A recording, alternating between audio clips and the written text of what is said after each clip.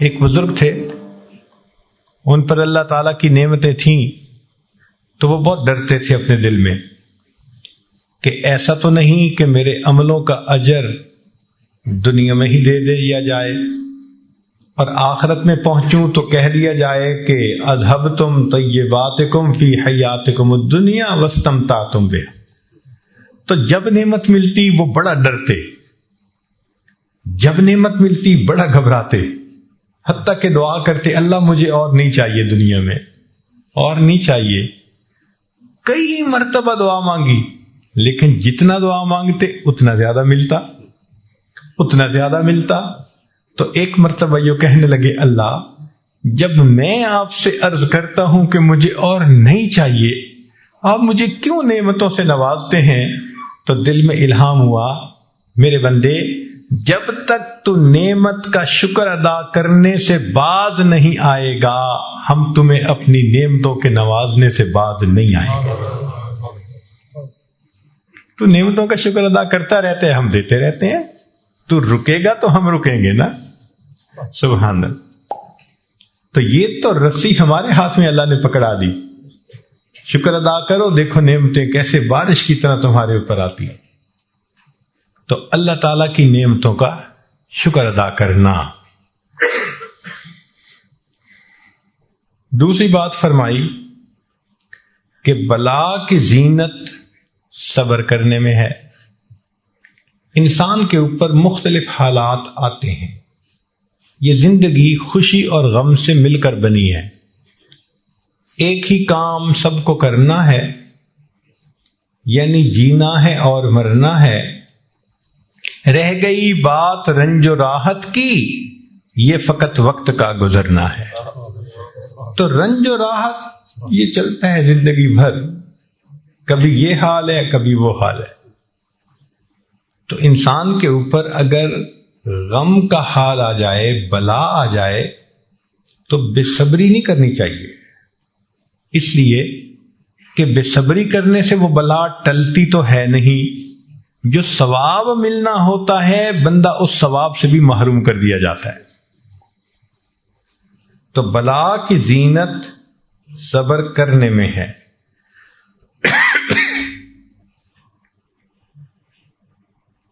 صحابہ رضوان ایک فقرہ اکثر آپس میں ایک دوسرے کو کہا کرتے تھے، یہ بہت کامنلی یوزڈ سینٹینس تھا۔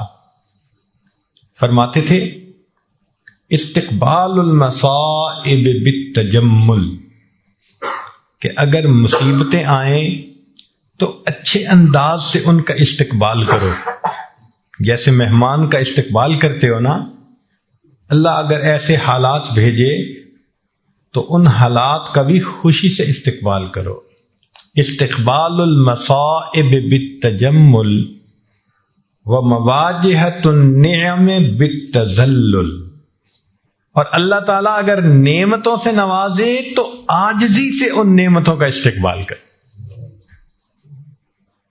استقبال المصائب بالتجمل ومواجہۃ النعم بالتذلل۔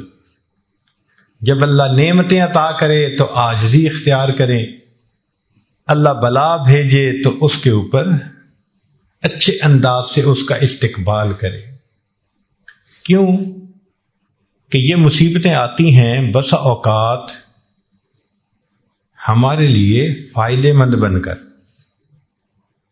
وہ کیسے؟ کہ انسان غافل ہو جاتا ہے، بھول جاتا ہے اپنے پروردگار کو، اللہ کے در سے دور چلا جاتا ہے، اور اللہ رب العزت نہیں چاہتے کہ میرے بندے مجھ سے دور جائیں، تو اللہ تعالیٰ پھر اس کی طرف پریشانیاں بھیجتے ہیں، مصیبتیں بھیجتے ہیں۔ جب پریشانی آتی ہے، مصیبت آتی ہے تو خدا یاد آتا ہے، پھر خدا کے گھر آتے ہیں۔ کاروبار میں اونچ نیچ ہو جائے، جو 5 نمازیں بھی نہیں پڑھتا تھا وہ اب بیٹھا ہوا تہجد بھی پڑھ رہا ہے، وہ اب تسبیح بھی کر رہا ہے، اور جی کاروبار میں کچھ پرابلم ہو گیا۔ تو مصیبتوں اور پریشانیوں میں آ کے انسان اللہ کی طرف رجوع کرتا ہے۔ تو اللہ تعالیٰ بس اوقات پریشانیاں بھیجتے ہیں بندے کو اپنے در کی طرف متوجہ کرنے کے لیے۔ پاک ہے وہ پروردگار، ذرا توجہ سے بات سنیے گا. پاک ہے وہ پروردگار جو اپنے غافل بندوں کو پریشانیوں کی رسیوں میں جکڑ جکڑ کر اپنے در کی طرف واپس کھینچ رہا ہوتا ہے. یاد رکھیں، خوشیاں سلاتی ہیں اور غم جگاتے ہیں. خوشیاں سلاتی ہیں اور غم اگر یہ غم نہ ہوتے پتہ نہیں ہم کس حال میں ہوتے. تو اللہ تعالیٰ یہ حالات چھوٹے موٹے بھیجتے رہتے ہیں کہ بندے ذرا متوجہ رہیں، غفلت میں نہ جانے پائیں. اس لیے اللہ والوں کا یہ دستور ہے کہ غم کے حال میں وہ زیادہ خوش ہوتے ہیں، نعمت کے حال میں ڈرتے گھبراتے ہیں. غم میں زیادہ خوش ہوتے ہیں. اس لیے کسی نے عجیب بات کہی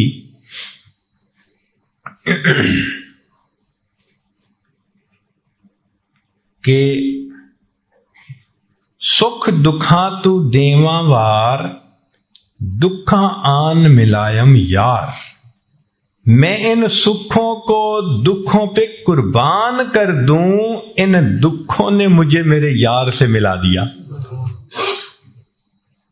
اچھا یہ بھی ہو سکتا ہے کہ آپ نے یہ بلائیں مصیبتیں خود مانگی ہوں. آپ حیران ہوں گے کہ بلائیں مصیبتیں تو کوئی نہیں مانگتا. ہو سکتا ہے ہم نے مانگی ہوں. وہ کیسے؟ متوجہ ہو ذرا. ہم نے دعا مانگی، اللہ قیامت کے دن اپنے حبیب صلی اللہ علیہ وسلم کے ہاتھوں حوض کوثر کا جام عطا فرما دینا، اور اللہ نے دعا قبول کر لی. مگر عمل تو ایسے ہیں نہیں. دعا قبول ہو گئی تو کیسے ملے گا وہ جام؟ تو پھر اللہ تعالیٰ ایسے بندے کی طرف کچھ چھوٹی پریشانیاں، کچھ مصیبتیں، کچھ حالات بھیج دیتے ہیں. اگر وہ بندہ ان حالات پہ صبر کرتا ہے، اس کو بہانہ بنا کر اللہ اس کو یہ نعمت عطا فرما دیتے ہیں. آپ نے دیکھا ہوگا کہ بچہ جب اپنے آپ کو گندا کر لیتا ہے تو ماں اس کو پھر دھوتی ہے، نہلاتی ہے. اب بچے کی رونے کی آوازیں آ رہی ہیں تو آپ پوچھیں بچہ کیوں رو رہا ہے؟ اس کی ماں کدھر ہے؟ جی ماں پاس ہی تو ہے. تو اس کو چپ کیوں نہیں کروا رہی؟ ماں ہی تو رلا رہی ہے. تو وہ کہے گا ماں تو بچے کو نہیں رلاتی. تو جواب ملے گا جی بچہ گندا ہو گیا تھا، وہ اس کو دھو کے اس کو محبت کی وجہ سے گندا نہیں دیکھ سکتی، وہ اس کو دھو کے صاف ستھرا کر کے سینے سے لگانا چاہتی ہے. اللہ تعالیٰ بھی اپنے بندوں کو گناہوں کی نجاست میں لچھڑا نہیں دیکھ سکتے. جب بندے ایسے کر بیٹھتے ہیں، فرمایا ما اصابکم من مصیبت فبما کسبت ایدیکم، ہاتھوں کی کمائی ہوتی ہے تو ہم پھر مصیبتیں بھیج کے میرے بندوں تمہیں پاک صاف کر لیتے ہیں تاکہ ہماری رحمت سے تمہیں حصہ نصیب ہو سکے. نعمت کی زینت شکر کے ادا کرنے میں اور بلا کی زینت صبر کرنے میں ہے. اور تیسری بات فرمائی کہ محسن کی زینت احسان کو نہ جتلانے میں ہے. اگر ہمیں کسی کے ساتھ بھلائی کرنے کا اللہ موقع عطا فرما دے تو ہمیں چاہیے کہ جتلائیں نہ. کیوں؟ نیکی کر دریا میں ڈال. اگر جتلا دیا تو وہ نیکی کا بدلہ مل گیا. فرمایا لا تبطلوا صدقاتکم بالمن والاذی، تم اگر صدقات بھی دیتے ہو تو ان کو احسان چڑھا کے ضائع مت کرو. ہمارے مشائخ دائیں ہاتھ سے اس طرح نیکی کرتے تھے کہ بائیں ہاتھ کو پتہ نہیں چلا کرتا تھا. اور آج ہمارا بالکل وہی حال ہے. ہم دائیں ہاتھ سے اس طرح گناہ کرتے ہیں کہ بائیں ہاتھ کو پتہ نہیں چلنے دیتے. تو جس طرح ہم گناہوں کو چھپا لیتے ہیں ہمارے مشائخ نیکیاں کر کے ان کو اس طرح چھپا لیا کرتے تھے. امام اعظم ابو حنیفہ رحمۃ اللہ علیہ گرمی کے موسم میں سخت دھوپ کے اندر کھڑے ہیں، پسینہ آ رہا ہے. ایک واقف کار وہاں سے گزرا، اس نے کہا حضرت چل چلاتی دھوپ ہے، پسینہ آ رہا ہے اور آپ دھوپ میں کھڑے ہیں، یہ دیوار کے سائے میں آ جاتے، چھاؤں میں آ جاتے.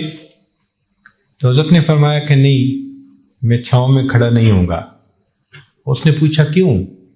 فرمایا کہ صاحب خانہ نے مجھ سے قرضہ لیا ہوا تھا اور آج اس نے واپس کرنے کے لیے مجھے بلایا تھا. میں نے دروازہ کھٹکھٹایا ہے، دھوپ میں اس لیے کھڑا ہوں کہ اس قرضے کے بدلے اس کی دیوار کے سائے کا بھی فائدہ نہیں اٹھانا چاہتا، یہ بھی نہ سود بن جائے. چنانچہ سلف صالحین اگر کسی کا بھلا کرنا چاہتے تھے، خدمت کرنا چاہتے تھے، تو رات کو ان کے دروازے کھول کے جو سامان ہوتا تھا ان کے گھر کے اندر ڈال کے اور اوپر پیغام دے دیتے تھے کہ یہ تمہارے لیے فلاں ہے. اور اس لیے ایسا کرتے تھے کہ یہ بھی پتہ نہ چلے کہ ہمارے ساتھ یہ بھلا کس بندے نے کیا ہے. چنانچہ سیدنا صدیق اکبر عنہ کا زمانہ خلافت ہے. عجیب واقعہ ہے. عمر عنہ ملنے کے لیے آئے تو دیکھا کہ وہاں پر ایک کاغذ پڑا ہوا ہے، جو بھی چمڑے کی کوئی چیز تھی، اور اس پر لوگوں کے نام لکھے ہوئے ہیں جو سینئر سٹیزن تھے، زیادہ بوڑھے تھے یا معذور لوگ تھے، ہینڈی کیپ تھے، اور ان کو خدمت کی ضرورت تھی. اور جس نے ان کی خدمت ذمے لی ان کا بھی نام آگے لکھا ہوا تھا. اس کی خدمت اس نے ذمے لے لی، اس کی اس نے لے لی، اس کی اس نے.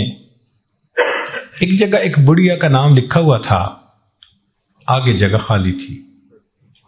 تو عمر لانو نے اس بڑھیا کا نام بھی نوٹ کر لیا اور اس کا گلی، مکان، ایڈریس بھی نوٹ کر لیا اور کہا کہ بھائی اس کی خدمت میں کروں گا. اب بوڑھی عورت کی کیا خدمت کرنی ہوتی تھی کہ اس کے گھر میں جاتے تھے، جھاڑو دے دیتے تھے، برتن دھو دیتے تھے، باہر سے پانی بھر کے اس کو گھر میں پہنچا دیتے تھے. ان کاموں کے ہونے سے اس بڑھیا کو آسانی ہو جاتی تھی، وہ پردے میں رہ کے زندگی گزارے. عمر لانو نے فجر کی نماز پڑھی، بڑھیا کا دروازہ کھٹکھٹایا، پوچھا کون؟ اماں میں خدمت کے لیے حاضر ہوا ہوں. اس نے بھائی خدمت کرنے والا تو کوئی آیا تھا، وہ خدمت کر کے چلا گیا. اچھا ٹھیک ہے. اگلے دن فجر کی بجائے تہجد پڑھ کے آئے، دروازہ کھٹکھٹایا. اس نے پوچھا کون؟ اماں خدمت کرنے کے لیے آئے. بھائی خدمت کرنے والا تو آیا تھا، آ کر کے چلا گیا. اماں وہ کون تھا؟ نہ میں نے کبھی نام پوچھا، نہ اس نے کبھی نام بتایا. اماں اس کا قد کاٹ کیسا تھا، شکل کیسی تھی؟ بھائی وہ جب آتا تھا تو دروازے سے کہتا ہے پردہ کر لو، میں کمرے میں چلی جاتی ہوں. وہ سارے کام کر کے جاتے ہوئے بتا دیتا ہے جی پردہ ختم ہو گیا، دروازہ بند کر کے چلا جاتا ہے. آج تک میں نے اس کی شکل بھی نہیں دیکھی. عمر لانو بڑے حیران، یہ کون جواں مرد ہے، خدمت بھی کرتا ہے تو ایسے کہ پتہ بھی نہیں چلنے دیتا، اور تہجد کے وقت خدمت ہو چکی. وہ بھی عمر بن الخطاب تھے. اب اگلے دن عشاء کی نماز پڑھ کے وہ آئے اور بڑھیا کے گھر کے قریب کسی جگہ اوٹ میں بیٹھ گئے کہ میں دیکھتا ہوں کون آتا ہے. فرماتے ہیں کہ جب رات گہری ہو گئی، پن ڈراپ سائلنس، ہاتھ بھی بندے کو نہیں دکھائی دیتا تھا، اتنا اندھیرا ہو گیا. اس وقت میں نے دیکھا کہ ایک آدمی آہستہ آہستہ چلتا ہوا اس بڑھیا کے گھر کے دروازے کے قریب پہنچ رہا ہے. تو میں اٹھا اور میں نے پوچھا من انتا، تو کون ہے؟ تو جواب میں امیر المومنین سیدنا صدیق اکبر لانو کی آواز آئی، میں ابو بکر ہوں۔ میں نے کہا امیر المومنین رات میں اس اندھیرے میں اس بڑھیا کی خدمت کرنے کے لیے آپ؟ کہتے ہیں کہ میں نے جب نوٹ کیا تو ان کے پاؤں میں جوتے نہیں تھے، ننگے پاؤں تھے۔ تو میں نے پوچھا کہ امیر المومنین آپ کے پاس جوتے ہیں نہیں یا آپ گھر اتار کے آئے؟ تو ابو بکر صدیق لانہ نے جواب دیا کہ عمر، رات کا وقت ہے، لوگ سوئے ہوئے ہیں، میں نے اپنے جوتوں کو گھر اتار دیا کہ میرے چلنے کی آہٹ سے، جوتوں کی آہٹ سے کسی نیند والے بندے کی نیند میں خلل بھی نہ آئے۔ احسان کرتے تھے اس طرح کہ دوسرے کو پتہ نہیں چلنے دیتے تھے۔ بعد کے بزرگوں میں سے ایک بزرگ کا واقعہ سن لیجئے۔ عبداللہ ابن مبارک رحمۃ اللہ علیہ مشہور محدثین میں سے ہیں، اسماء الرجال کی کتب میں ان کو امیر المؤمنین فی الحدیث کے الفاظ بھی کہے گئے ہیں، اور یہ امام اعظم ابو حنیفہ رحمۃ اللہ علیہ کے خاص شاگردوں میں سے تھے۔ جب جاتے تھے تو امام احمد بن حنبل رحمۃ اللہ علیہ اپنی جگہ سے اٹھ کر ان کو اپنے مصلی پہ بٹھاتے تھے اور فرماتے تھے کہ مشرق اور مغرب کے عالم ہمارے پاس آ گئے۔ ایسی اللہ نے شان عطا کی تھی۔ ایک وقت میں 40,000 طلباء ان کے پاس بیٹھ کر حدیث مبارکہ پڑھا کرتے تھے، اتنے بڑے شیخ تھے۔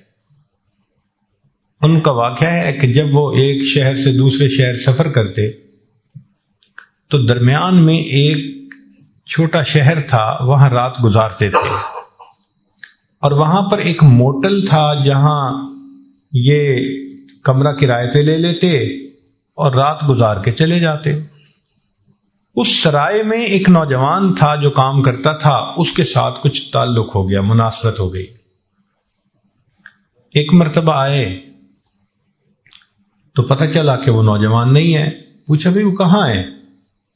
لوگوں نے کہا کہ حضرت اس کے اوپر تو ایک آفت آ گئی کہ اس نے کسی سے پیسے ادھار لیے تھے اور واپس کرنے کی ایک ڈیڈ لائن دی تھی، اور وہ اپنی ڈیڈ لائن پہ واپس نہیں کر سکا، اور اس بندے نے پولیس کو انفارم کر دیا، تو پولیس نے اس کو پکڑ کے جیل میں بند کر دیا کہ پیسے ادا ہوں گے تو تمہیں ریلیز کریں گے۔ تو وہ بیچارہ تو جیل میں ہے۔ اب عبداللہ ابن مبارک رحمۃ اللہ یہ سن کے خاموش ہو گئے۔ جب صبح ہوئی تو سیدھا پولیس چیف کے پاس اس کو جا کر ملے، بھائی ایک ایسا نوجوان آپ کے حوالات میں ہے۔ اس نے کہا ہے، وہ کیسے چھوٹ سکتا ہے؟ اس نے کہا سو سمپل کہ جن کے پیسے ادا ہونے ہیں وہ ادا ہو جائیں تو میں اس کو چھوڑ دوں گا۔ اس نے کہا کوئی اور ادا کر سکتا ہے؟ اس نے کہا بھائی میری طرف سے کوئی ادا کر دے، حق والوں کو حق ملنا چاہیے، میں اس کو چھوڑ دوں گا۔ فرمانے لگے کہ اس کے پیسے میں ادا کرتا ہوں مگر ایک شرط کے ساتھ۔ اس نے کہا کون سی شرط؟ کہنے لگے کہ شرط یہ ہے کہ تم نے کسی پر میرا نام ظاہر نہیں کرنا۔ یہ احسان ہوتا ہے، پتہ بھی نہ چلنے دینا۔ چنانچہ عبداللہ ابن مبارک رحمۃ اللہ نے پیمنٹ کر دی اور چلے گئے اس شہر سے۔ بعد میں پولیس چیف نے اس نوجوان کو جب ریلیز کر دیا تو اس کو اتنا پتہ چلا بھائی کسی نے تمہارا قرض دے دیا ہے، کس نے دیا اس کا پتہ نہیں چلا۔ وہ نوجوان واپس آ گیا۔ اس کے بعد سال میں کئی مرتبہ آپ اسی جگہ گزرتے، قیام کرتے، وہ نوجوان آپ کو اپنا واقعہ سناتا، میں قید ہو گیا تھا، کسی نے قرضہ ادا کر دیا، پھر میں چھوٹا۔ حضرت خاموشی سے واقعہ سن لیتے تھے، پوری زندگی اس نوجوان کو یہ نہ بتایا کہ تمہارا قرضہ میں نے ادا کیا تھا۔ جب حضرت کی وفات ہوئی تو پھر پولیس چیف نے اس نوجوان کو ڈسکلوز کیا کہ تمہارا قرضہ عبداللہ ابن مبارک نے ادا کیا تھا۔ تو ہمارے اکابر احسان کر کے جتلاتے نہیں تھے، پتہ بھی نہیں چلنے دیتے تھے۔